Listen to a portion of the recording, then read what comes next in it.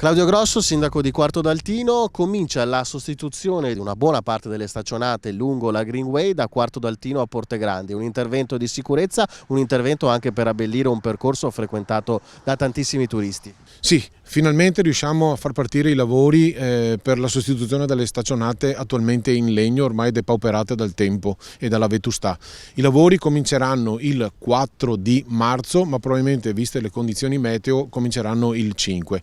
È un progetto che abbiamo fortemente voluto, dal costo di 275.000 euro di quadro economico, ed è un'importante opera in virtù dell'avvicinarsi della stagione estiva e quindi del bel tempo, dove ci sarà la presenza di numerosi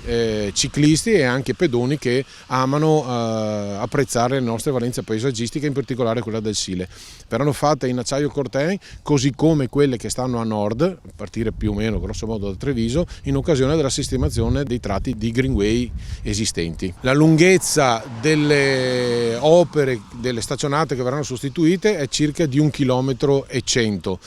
Verranno anche inseriti delle protezioni certificate in poliuretano sul lato destro dove c'è il guardrail, proprio per una ragione di sicurezza, per circa 1,5 km. Ricordo questo perché abbiamo fatto della ciclabilità la nostra mission per l'appeal di Quarto d'Altino. Abbiamo circa 50 km di piste ciclopedonali in tutto il territorio comunale e questo è quello che ci serve per rendere fruibile la nostra Greenway e per completare il percorso ciclabile che parte dal capoluogo, arriva